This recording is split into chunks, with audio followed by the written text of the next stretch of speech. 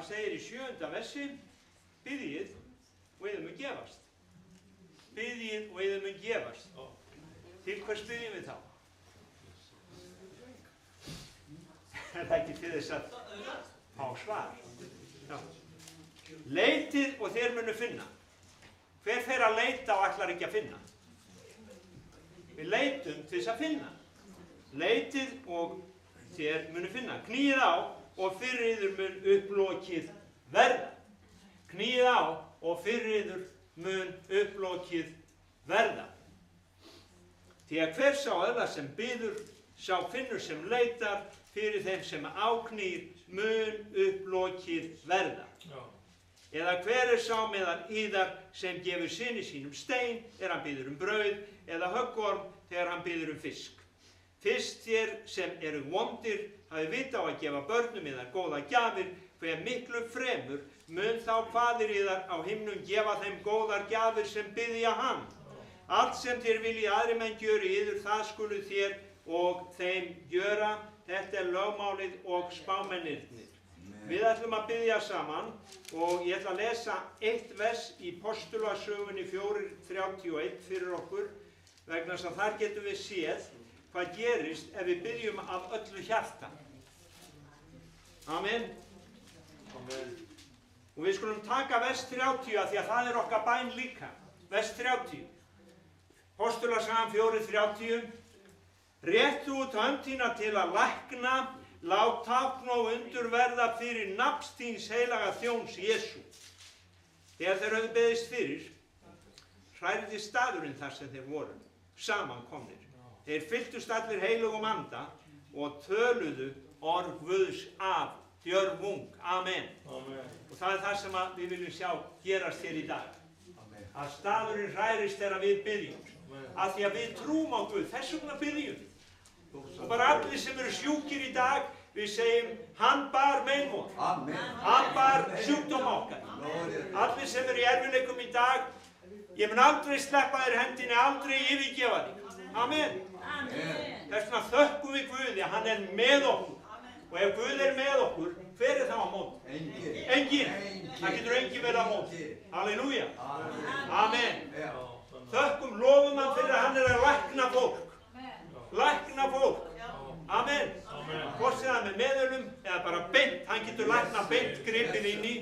Þjóð, hann er heima og við þökkum Guði fyrir að hann er að hressast í Jesú nafni. Þökkum Guði fyrir Rúben. Halleluja, þökkum Guði fyrir Hrefnu og hún er heilbrigð og ég þakka Guði fyrir mig að ég losnaði við krabbann í Jesú nafni. Amen. Og ég bara gefum honum dýrð. Halleluja. Þökkum honum, lofum hann. Halleluja. Takk drottinn. Drottinn leysir okkur. Þú leysir þá sem eru með krabbamein, Faðir Guð. Drottinn, þakkaði fyrir að Rúben er heilbrigður fyrir Benjar Jesú. Þakkaði fyrir að Jó er heilbrigður fyrir Benjar Jesú. Þakkaði fyrir að Drottinn að orðið þitt er að brenna upp krabbann í lifrinni hans í Jesú nafni. Og þakkaði fyrir að orðið þitt brennir upp krabbameinið hvar sem það er. Líf eða ekki líf. Orðið þitt er líf. Orðið þitt er lífandi og kröftugt. Og Faðir, við bara lofum þig. Við lofum þig. Þakkaði fyrir að við mögum koma saman hérna, Drottinn, til þess að lofa þig. Í Jesú nafni. Amen. Amen. Takk Jesús. Halleluja. Amen Jesús. Amen. En við gefa honum gott klapp. Halleluja. Takk Jesús. Takk Jesús. Takk Jesús. Amen. Hann býr í lokjör sinna barna. Við ætlum að fá fórnina núna.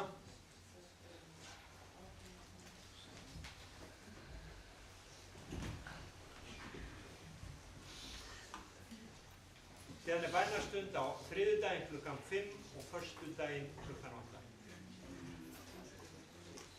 Himneski Faðir, við séum þig að blessa og margfalda gjafirnar á þeim dag. Við mistum þess að hann elskar glaða gjafir.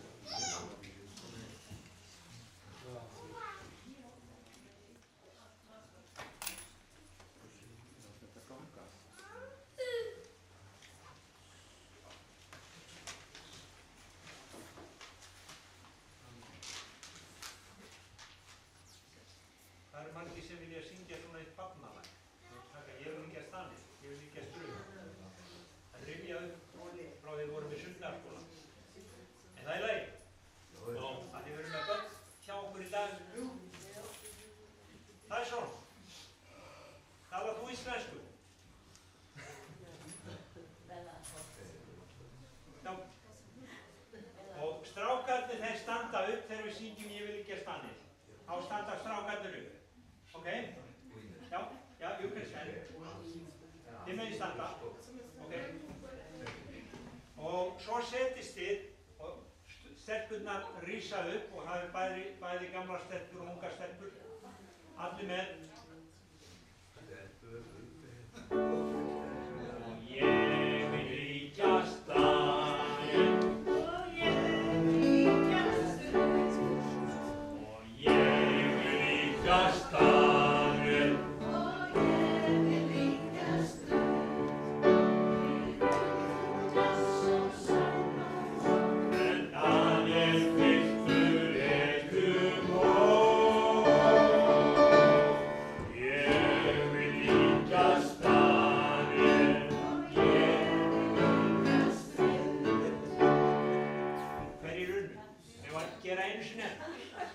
Strákar, við verðum að syngja hærra en það bara gerist ekki. Nú unnum við ekki. Einn, tveir og ég vil líka stanni. Og ég vil líka stanni. Ég vil líka stanni. Og ég vil líka stanni.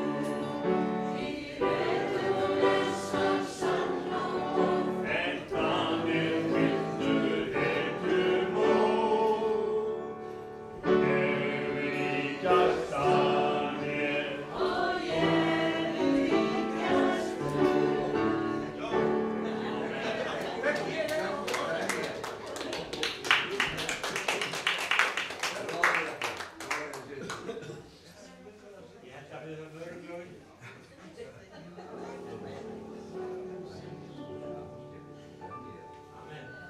Tökum einn blókjörðarkór áður en Snorri talar til okkar í hans návist. Í hans návist, í hans návist, finn ég frið. Í hans návist, finn ég allt.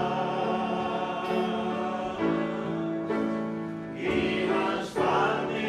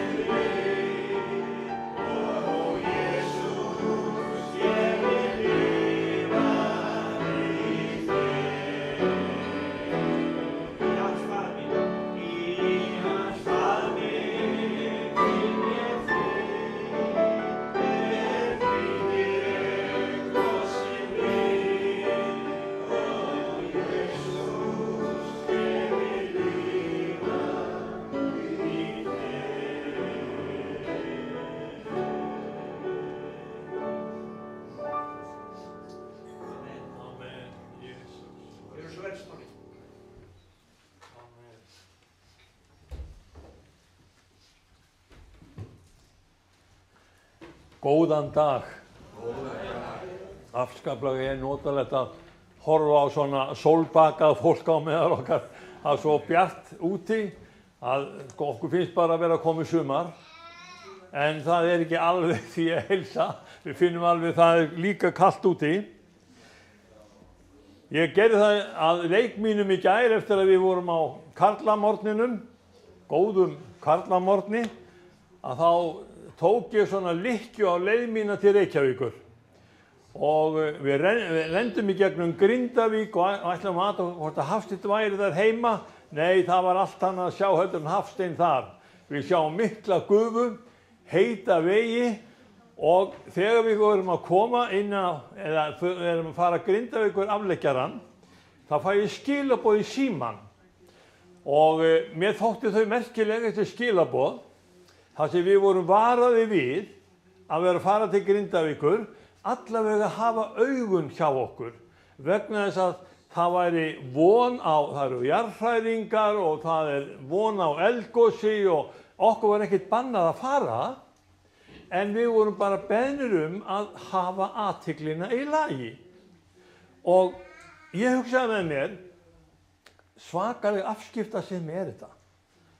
Við mögum ekki fara, bregða okkur aðeins út af veginum, þá bara verið að fylgjast með hvort að við erum komin á hættusvæði eða ekki, ræði ég þess ekki sjálfur. Og ég spyr, ég setti þetta þarna upp í skjáskot, ég spurði sjálfa mig, þetta vegna umhyggju sem að yfirvöldin á Íslandi að senda mér svona skilaboð? Hvað eru þeir að gera? Eða þetta hræðsluáróður? Verið að vekja hjá mér ugg og ótta og segja, passaðu þig, þetta hættuleg svæði, sérðu það allir farnir úr Grindavík, ætlar þú að verða inni og lokaður og þegar eldgos kemur, hvert ætlar að fara? Nei, við á Íslandi við þekkjum það alveg að eldgos, það tekur sinn tíma. Það ekki allt saman þannig að þetta eins og kjarnorkusprengja og síðan bara tætist jörðin upp. Við sjáum bara eldgosi kemur og svo fer hraunið að flæða og það flæðir yfirleitt ekki svo hratt að menn geti ekki hlaupið undan því. En ekki taka samt þann séns, verið allavega þannig að þið getið keyrt upp á næstu hæð. Því það gerðist 1976 í Mývatnseldum að þá voru eldarnir komnir í gang og það voru þarna mývetningar á snjósleðum. Þeir fóru niður í eina lægðin og ætluðu að fylgjast með þegar hraunið var að vella fram og þeir sjá það að hraunið bara að koma til þeirra. Og þeir gefa í sleðunum, eða sleðana og þeir renna eins hratt eða fara eins hratt og mögulegt var og það var sama bilið á milli sleðans og hraunkantsins bara í talsverðan tíma. Og strákarnir voru alltaf að líta aftur, þeim bara leist ekki orðið á blikuna. Þangað til að þeir beygðu sleðunum upp í hæðir og fóru aðeins upp í hólana. Þá rann hraunið allt saman frá hólunum. Það var eina örugga leiðin. Ekki ágætt fyrir okkur að vita, við búum í kringumstæðum þar sem að við erum ekkert alveg örugg. Það svona eitt og annað sem í gangi. Hvað geri ég við svona upplýsingar sem ég fæ í gegnum símann? Hvaða hræðsluáróður eða þetta umhyggja? Og mér datt í hug að þetta ekkert ólíkt því sem að Jesús segir í Markúsar Guðspjalli þegar hann talar við okkur í 13. kapítlum og 17. versinu. Það segi yður, það segi öllum vakið. Og það nákvæmlega það sem þið voru að gera við mig þegar ég var að fara með strákana Elling og Þorstein inn í Grindavík. Þeir bara voru að segja við mig, verið þið vakandi, bara takkið eftir, fylgist þið með, hafið augun hjá ykkur og þar með voru við í býsna góðri stöðu. Eigum við sem kristins söfnuður að hafa þetta sem okkar orð, okkar fyrirmynd, það sem ég segi yður, það segi öllum, vakið? Hvað í gangi í dag sem að ég get sagt að við þurfum að fá SMS í símann og segja, hafið þið tekið eftir því sem að gerast? Hlustuðu á fréttir í morgun? Enginn? Hvað að ykkur? Les ekki SMS? Allt í einu kemur frétt það að Donald Trump, hann að bjóða Íran samningaviðræður. Og hann með 2 möguleika, þið semjið við mig eða, þú veist, ég með herinn og hann búinn að skamma Zelenski fyrir það að hann jafnvel að byrja 3. heimsstyrjöldina og Zelenski, hann ber ábyrgðina á 3. heimsstyrjöldinni en það samt ekkert friðvænlegt í heiminum. Hvað í gangi ef að við erum að taka gamalt ríki eins og Íran og menn eru að hafa áhyggjur af því hvað Íranir ætla að gera. Ég vil líkjast Daniel, ég vil líkjast Rut, syngjum við. Daniel einn af þeim fyrstu sem að glíma við Íran. Það hét þá Persía. Eigum aðeins að athuga hvað Guð og Guðs orð og Guðs menn voru að gera við Persíu. Það er svo merkilegt að Persía, hún útskýrð í Danielsbókinni. Og þið sjáðu í 7. kapítulunum, þar sem að Persíu líkt við ljón með arnarvængi. Og ég setti þessa mynd upp vegna þess að þetta mjög gömul mynd sem að til í sögu Persa. Þeir eru ríki sem með eins og sem ljón með arnarvængi. Og enn í dag Persía að verða svolítið stórveldi. Eru sýnir Daniels nútíma boðskapur. Það sem að Daniel var að sjá í Biblíunni og skrifa okkur, það svona það bil 500-600 fyrir Krist, það aktúelt í dag?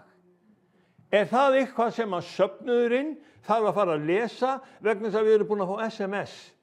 Við erum komin á svæði, það betra fyrir okkur að hafa augun opin. Og ég ætla aðeins að fá að fylgjast eftir, þegar það verður að lýsa fleiri ríkjum. Daniel tala við okkur líka þetta, og það svo athyglisvert að hann nefnir allavega 4 dýr, ég ætla að tala 3. Og þessi 4 dýr, þau birtast þannig að eitt ljón með arnarvængi, það Persía. Næsta dýr sem hann lýsir, það stór björn. Og sá björn, hann átti að eta eins mikið kjöt og mögulegt var. Það ríki til enn í dag? Og þegar við förum að skoða hvað Daniel sér og hvað Guð að sýna honum, þá áttu okkur á því að það eitthvað stórt og mikið í gangi sem að ég held að við eigum alveg að skoða vegna þess að þetta hluti af okkar sögu leið. Eitt af SMS-unum var einmitt þetta.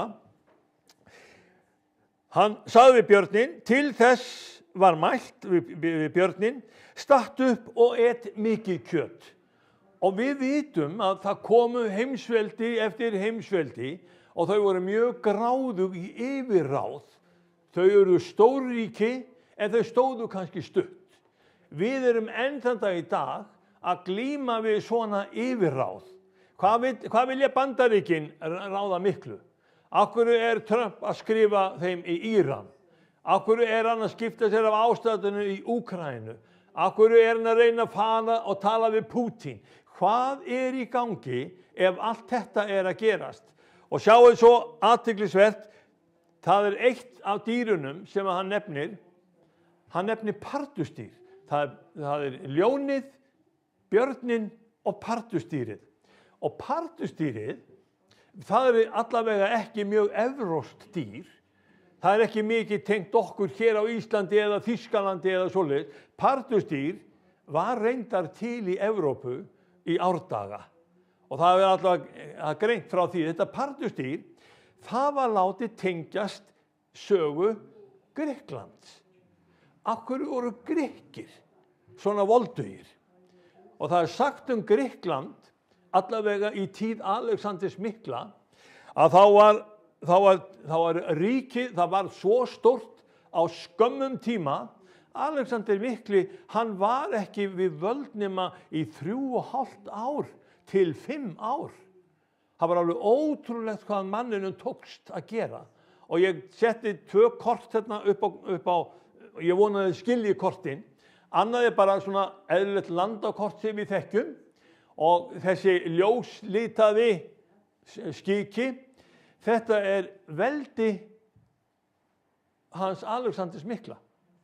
Hann náði því á 5 árum, trúlega 3,5.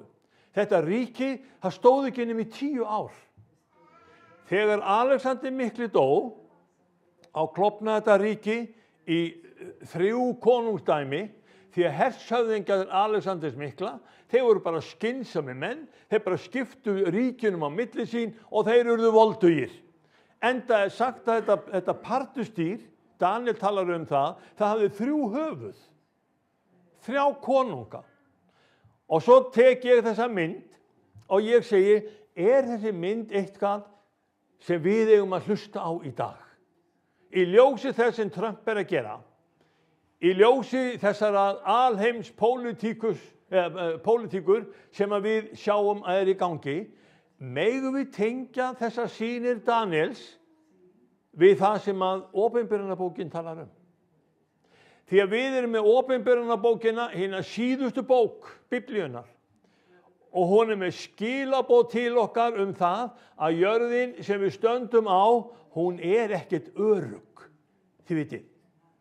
Það ekki, við erum á mjög miklu jarðskjálftasvæði, en við mögum aldrei gleyma því að við fáum skilaboðin vegna þess að Kristur, hann með það í huga að þú og ég, við eigum að vera erfingjar framtíðarinnar. Framtíðin hjá okkur, hún miklu bjartari heldur en það að það komi eldgos, eða það komi styrjaldir, eða það fer allt í bál og brand. Framtíðin svo björt að það Kristur sem ætlar að koma og stilla til friðar á þessari jörð. Það hann sem að koma og það kjarnin í þessum sýnum og í þessum boðskap. Kristur að koma. Það sem ég segi yður, það segi ég öllum, vakið. Og þegar við erum að vaka yfir því hvað stutt, hvað langt, hvenær kemur Kristur, veit nokkur daginn eða stundina?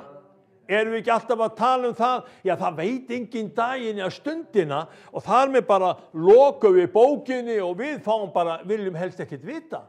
En Guð að senda okkur SMS. Hann að tala til okkar í gegnum fréttir, í gegnum atburði og ef við berum þetta saman við ritningarnar, þá vitið þið að við fáum að vita miklu meira heldur en fréttastofur alheimsins að segja við okkur. Við erum að vita það að innan mjög skamms tíma þá Kristur mættur á staðinn. Ertu tilbúin að mæta honum? Ertu tilbúin að heyra gott og góðu trúi þjónn? Að ég veit að þú varst latur, en komdu inn með þig. Þið vitið, þetta var á dögum Nóa svoleiðis, hann hafði dyrnar opnar á örkinni og allir gátu komin inn, áður fór að rigna. En það var enginn að flýta sér, því það þurftu allir að vera í sólinni og njóta þess að vera í sólinni. Það var enginn að hugsa rigningu eða endalok veraldarinnar þá. Erum við nokkuð að gera það frekar í dag? Og ég ætla aðeins að fá að benda ykkur á annað atriði sem að fylgir þessu líka. Þetta alveg stórmerkilega atriði sem að við höfum í höndunum. Þetta mikla ríki sem að við sjáum að var til á innan við 10 árum og klofnaði síðan, það var fyrirmynd þess sem að við erum að sjá í dag. Fyrst þetta Grikkland, partustýrið, og við sjáum björninn og svo sjáum við ljónið, að þá kannski eðlilegt fyrir okkur að við aðeins rifjum upp. Hvað segir Opinberunarbókin 13 í sambandi við ríki síðustu tíma? Það ríki sem rís áður heldur en Kristur kemur. Ef að fara inn í Opinberunarbókina 13, ef aðeins að kíkja á það sem að þar í 13. kapitúli Opinberunarbókina talað ríki sem rís. Versið aðalega 3 og 4. Og það kemur fram í því ríki sem við erum að tala hérna. Það var eins og væri ljón, það var samsett af ljóni, birni og partustýri. Þetta ríki sem mun rísa upp á síðasta tíma og það verður þannig, þetta ríki, að það eitt af einkennum þess að banasár þess var heilt. Eitt af banasárum þess varð heilt. Og það spurning hjá okkur, hvað þýðir það ef að ríki fær banasár? Getum við séð að gamalt ríki sem áður var féll horfið í mannkynssögunni að banasári verði heilt og það rísi upp að nýju.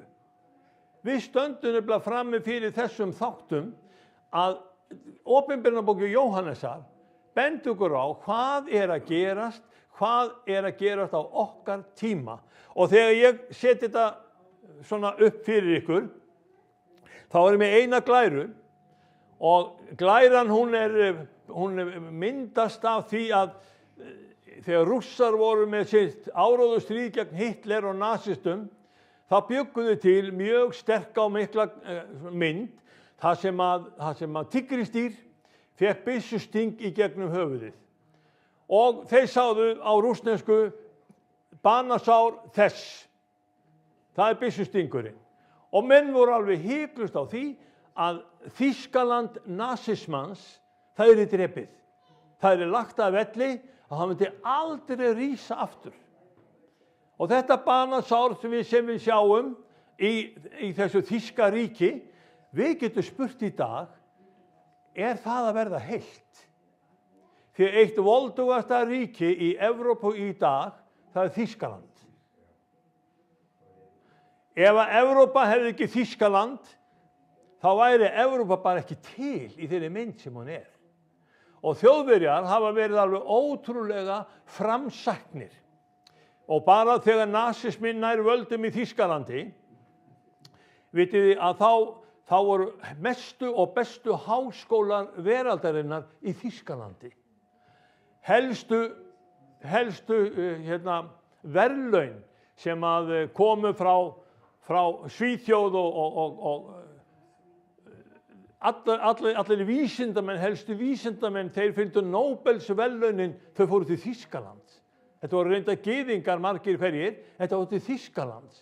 Og þetta segir okkur að Þýskaland sem var að gleypa við nasismannum og falla fyrir nasismannum, þetta var best mentað, þetta voldugasta og auðugasta ríki í Evrópu sem Evrópa hefur í raun og veru séð.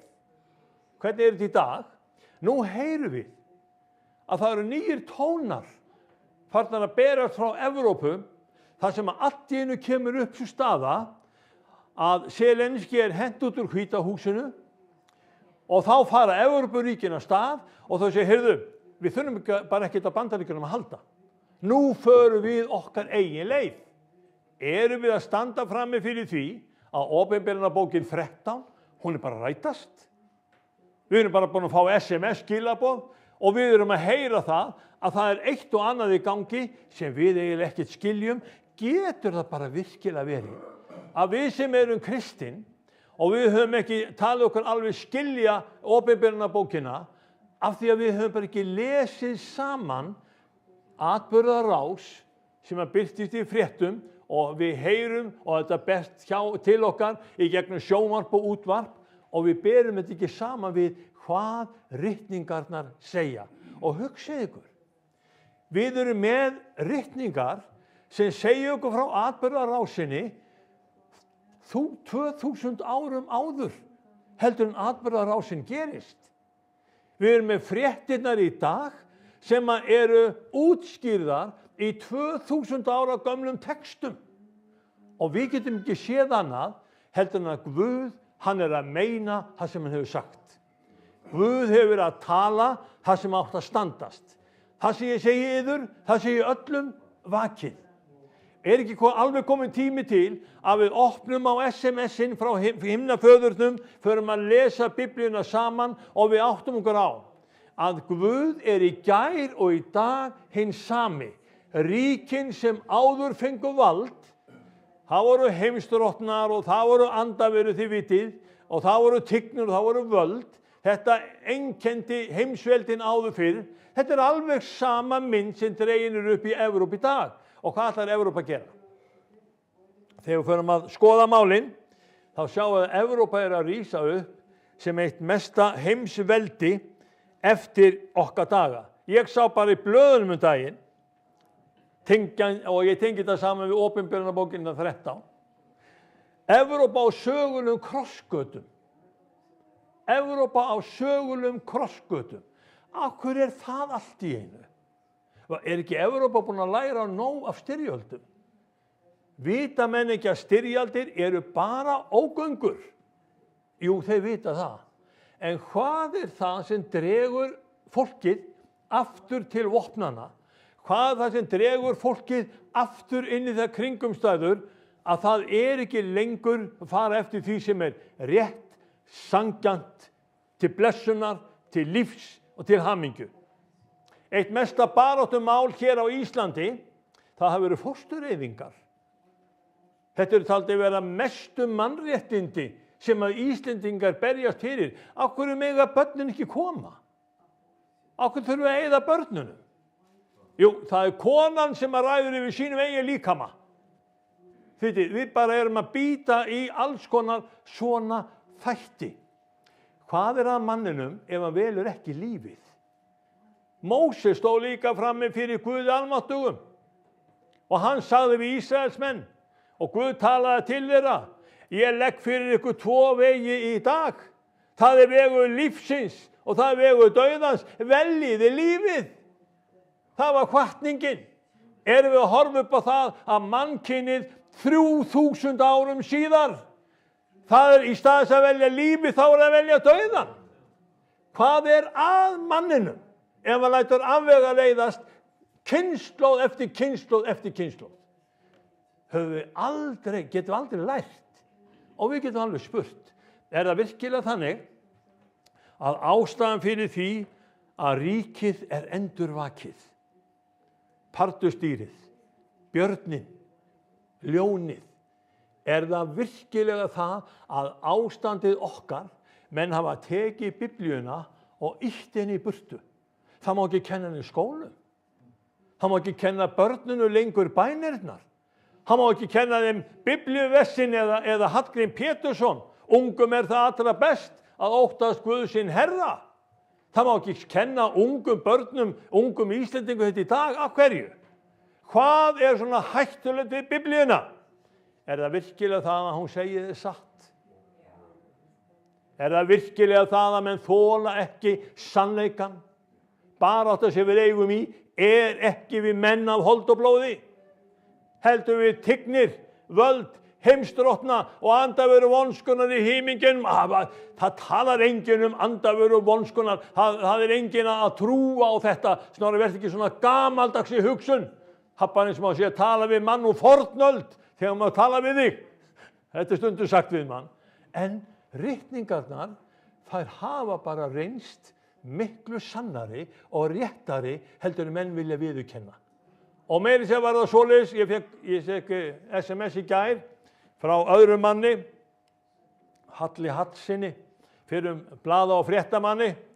Hann sagði: ég var að tala við prestinn í Glerárkirkju. Það virkilega þannig, sagði hann, að í hebreuskunni þá til miklu fleiri en 7 kyn. Og ég segi: segir prestur þetta? Hvað mörg kyn til? Þau fleiri en 3? Svo ég segi við Hall, ég svara honum: Hallur, ég ætla aðeins að fá að benda þér á. Komdu með mér í Mattheus 19, aðeins að skjóta á það. Í Mattheus 19 Jesús að tala. Það kemur þannig fram, og ég ætla bara að lesa þetta, og það segir: þegar Jesús hafði mælt þessum orðum, fór hann úr Galilíu og hélt til byggða Júdeu handan Jórdanar. Þetta 3. versið. Fjöldi manna fylgdi honum og þar læknaði hann þá. Það 3. versið segir: þá komu til hans farisjar, vildu freista hans. Þeir spurðu: leyfist manni að skilja við konu sína fyrir hvaða sök sem Þetta góð spurning hjá okkur. Á þetta erindi til okkar: megum við skilja við maka okkar? Hafið hugmyndur þetta? Hafið skilning? Hafið álit? Og Jesús, hann svaraði þeim bara mjög flott. Segir í 4. versinu, hann svaraði: hafið þér eigi lesið? Hann bókstafstrúar. Hafið þér eigi lesið að skaparinn gjörðu þau frá upphafi karl og konu, og sagði, hann gjörðu þau frá upphafi karl og konu. Dugi meira? Þarftu að vita meira? Hvað skapaði Guð mörg kyn? Hvað sagði Jesús það? Af hverju vissi presturinn í Glerárkirkju þetta ekki? Af hverju svaraði hann að það hafi verið íþmænta til 7 kyn? Og Jesús segir við okkur alveg hygglust: hafið þér eigi lesið að skaparinn gjörði þau frá upphafi, karl og konu. Þarf að ræða þetta nánar. Hvað á kristin kirkja að kenna? Ef skaparinn bjó til þitt kyn, af hverju viltu ekki vera þitt kyn? Af hverju viltu láta breyta þér? Ef skaparinn hefur gert okkur svona, af hverju tökum við inn þá hugmynd, já, ég get nú verið karlmaður í kvöld og kona í fyrramálið. Eða jafnvel eitthvað annað. Og þarna sjáum við hvert maðurinn lætur leiða sig. Hann lætur ekki sannleikann óma. Og meira segja vígðir menn á Íslandi sem eru vígðir til þess að fá 1 milljón á mánuði til þess að segja satt. Þeir þora ekki að segja satt. Þeir vilja búa til ykkur heimsmynd sem að fellur öðrum í geð. Í stað þess að tefla fram þeirri heimsmynd sem Guð almáttugur skapari himins og jarðar hefur búið til. Og þegar Guð leiti yfir sköpunarverk sitt, hvað sagði hann? Þetta nú bara harla gott. Megum vera ánað þegar við horfum í spegil og við sjáum, já, ég verð ekkert betri útgáfa af mér heldur en það sem ég er. Svo eru menn að tala það jafnvel að það er svo mikilvægt að við verðum endurbætt útgáfa, við verðum besta útgáfan að sjálfu mér. Við verðum ekki betri en það sem við erum nema Kristur komi inn. Ef þú vilt laga manniðinn, ef þú vilt laga þitt innra, láttu Krist lýsa þér. Og svo segir hann við okkur, vakið. Það sem segir yður, það segir við alla hina, vakið.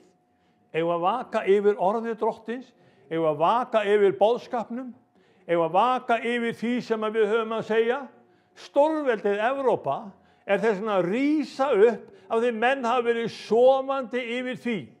Hvað hefur verið í gangi? Og ég segi, ef að dagblöðin og fréttastofurnar eru að leka þessum upplýsingum til okkar hægt og rólega, kveikjum við á perunni.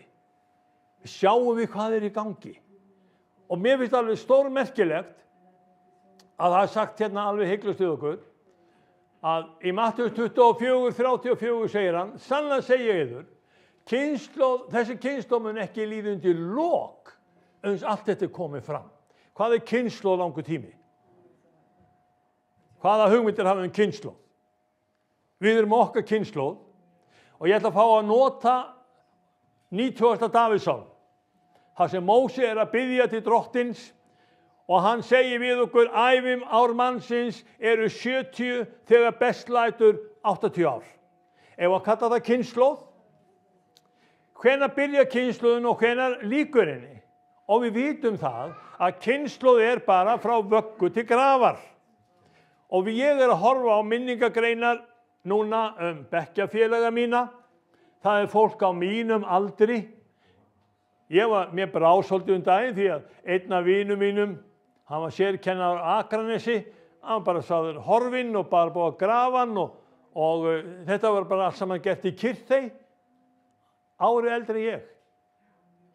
Kynslóð mín, hún er líka, það verður högg í hana. Og ef að kynslóðin er ekki þetta nema 70 þegar best lætur 80 ár, þetta nefna það. Höfum bara kynslóðin 80 ár.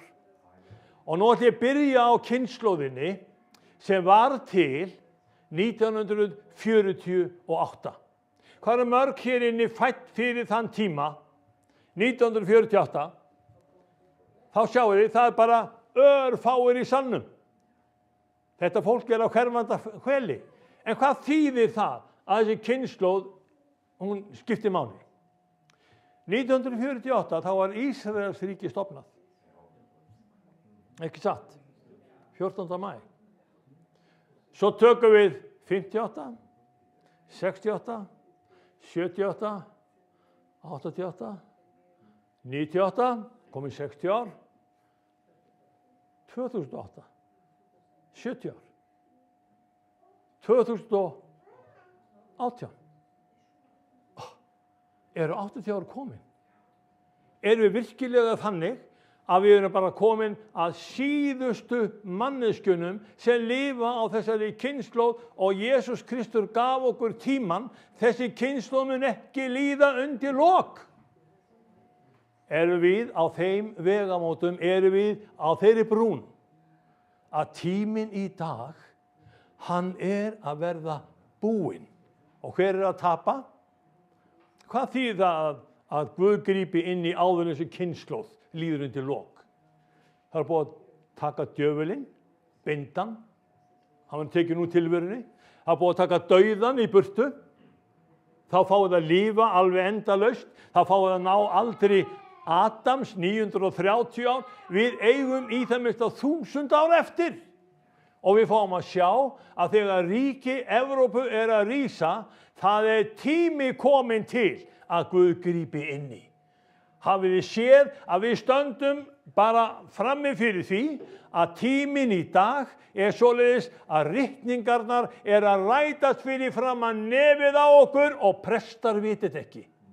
Ritningarnar að rætast sem lifandi orð á meðal okkar og við hinn kristnu, við jafnvel erum óttastegin yfir SMS og við segjum það alltaf verið að tala við okkur og ógn okkur af því Jesús að koma.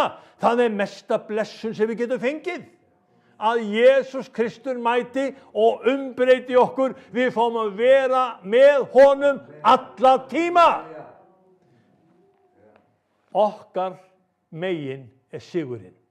Við eigum því láni að fagna að þekkja Jesús Krist. Þegar Evrópa að stíga upp, þá með söfnuru líka átta sig á hvað að gerast.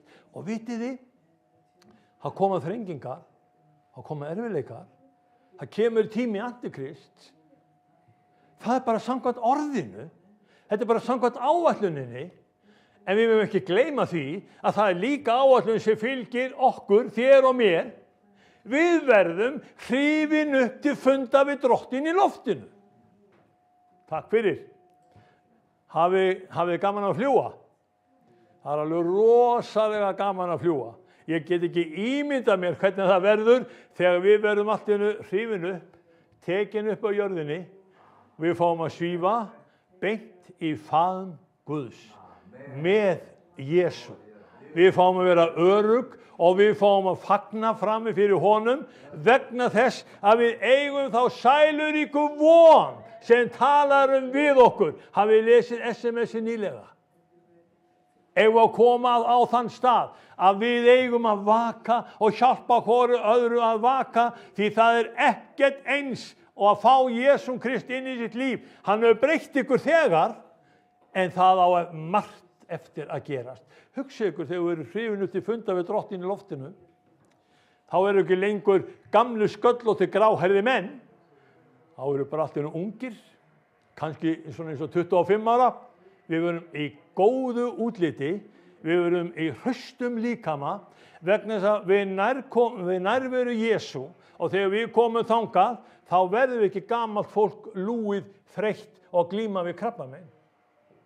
Ég mun fá að sjá mína konu með sitt ekta hár og ég mun sjá hana í þeim líkama sem mun ljóma af nærveru Drottins Jesú Krist. Hvers vegna haldið það að verið að Guð, hann kom á kvöldi hvers einasta dags til að hafa samfélag við Adam?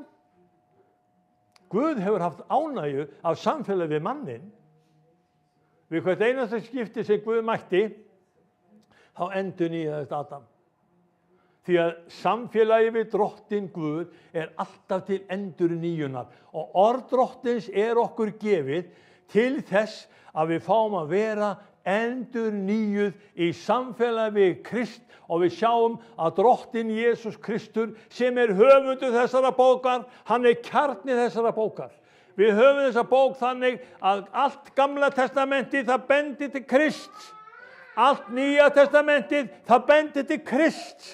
Og þegar við erum búin að taka við Jesú Kristi og hann verður Drottinn okkar og Herra, þá vitið þið, það getur ekki annað verið heldur en við umbreytumst frá dýrð til dýrðar.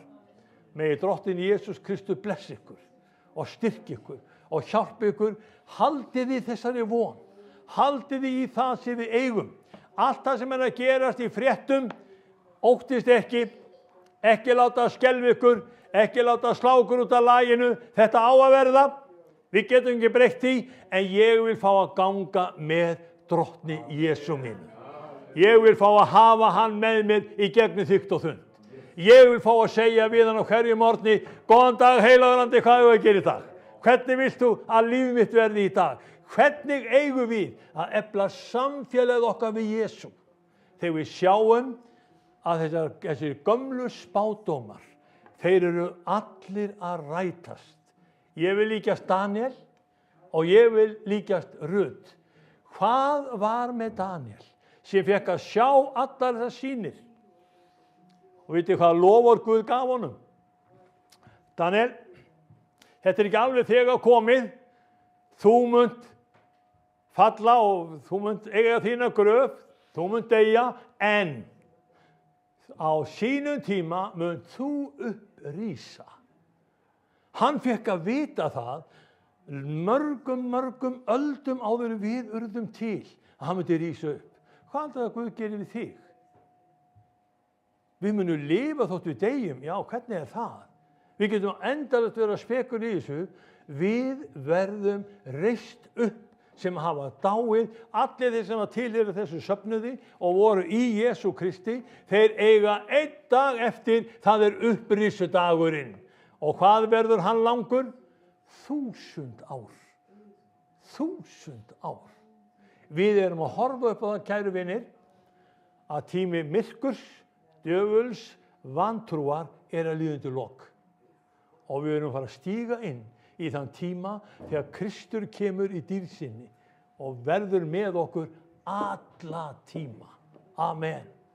Ef við segja með þessu, standið aðeins upp, við skulum biðja saman. Drottinn minn, þakka þér elskaði Herra fyrir þá sælur ykkur von sem við eigum í þér.